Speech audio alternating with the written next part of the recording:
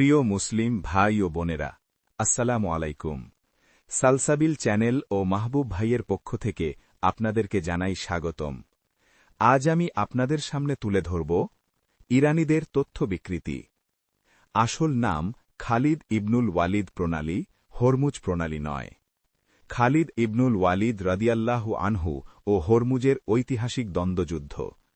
Iraq বিজয়ের প্রাথমিক পর্যায়ে মুসলিম বাহিনীর সঙ্গে পারস্য বাহিনীর মুখোমুখি সংঘর্ষ হয় জাতুস সালাসিলে, হিজরি ১২ সালে ৬৩৩ খ্রিস্টাব্দে। সে সময়ের যুদ্ধ প্রথা অনুযায়ী দুই পক্ষের প্রধান সেনাপতিরা প্রথমে একক দ্বন্দ্বযুদ্ধে অবতীর্ণ হতেন।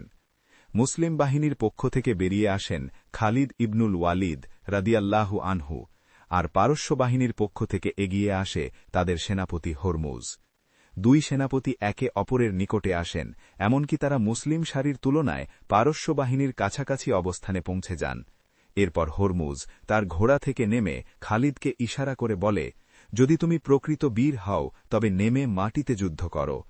চ্যালেঞ্জ গ্রহণ করে খালিদ ইবনুল ওয়ালিদও ঘোড়া থেকে নেমে পড়েন। উভয়ে নিজেদের ঘোড়া নিজ নিজ বাহিনীর দিকে ফিরিয়ে দেন। দুই বাহিনী তখন উত্তেজনায় দৃশ্যটি পর্যবেক্ষণ করছিল। দুই পক্ষের সর্বোচ্চ সেনাপতির সরাসরি দ্বন্দ্ব, যা ইতিহাসে খুবই বিরল ঘটনা। যুদ্ধটি হচ্ছিল পায়ে হেঁটে, যার মানে ছিল বেঁচে ফেরা কঠিন এবং একজনের মৃত্যু প্রায় নিশ্চিত। কিন্তু হরমুজ আগে থেকেই একটি প্রতারণার পরিকল্পনা করে রেখেছিল। সে তার ৫ জন শক্তিশালী অশ্বারোহীকে প্রস্তুত রেখেছিল, যাতে দ্বন্দ্ব শুরু হওয়ার সাথে সাথেই খালিদের ওপর ঝাঁপিয়ে পড়ে। যুদ্ধ শুরু হতেই হরমুজ সংকেত দেয়, আর ৫ জন অশ্বারোহী দ্রুত খালিদের দিকে ধেয়ে আসে। উদ্দেশ্য ছিল প্রতারণার মাধ্যমে তাকে হত্যা করা। সেই মুহূর্তে খালিদ বুঝতে পারেন পরিস্থিতির ভয়াবহতা।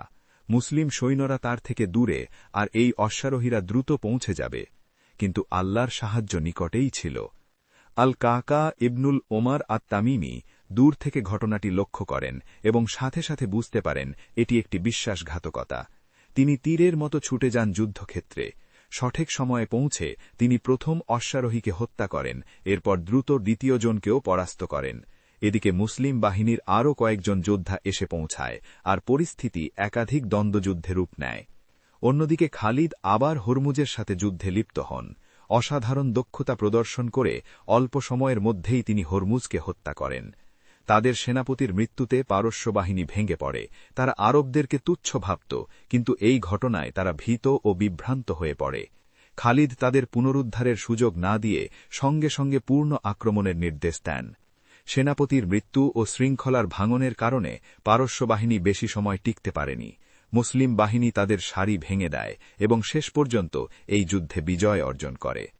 এই যুদ্ধের বিজয়ী ছিলেন ইসলামের ইতিহাসের অন্যতম শ্রেষ্ঠ সেনাপতি সাইফুল্লাহ আল মাসলুল, খালিদ ইবনুল ওয়ালিদ রাদিয়াল্লাহু আনহু।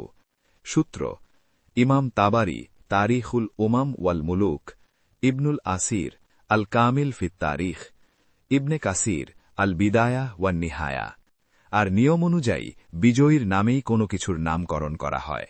কিন্তু ইরানীরা বিশ্বাসঘাতক, আর্য রক্তের পূজারী, কাফিরদের নিয়ে গর্বকারী, মাজুসি জাতীয়তাবাদী, সাহাবি বিদ্বেষী, আরবদের প্রতি শত্রুতা পোষণকারী। তাই তারা খালিদ ইবনুল ওয়ালিদের নাম না দিয়ে প্রণালীর নাম করে হরমুজ প্রণালী। এরা নির্লজ্জ, বেহায়া, বজ্জাত। সুতরাং আসুন আমরা আমাদের ইতিহাস স্মরণ করি। আমরা এই প্রণালীকে খালিদ ইবনুল ওয়ালিদ প্রণালী হিসাবে আখ্যায়িত করি।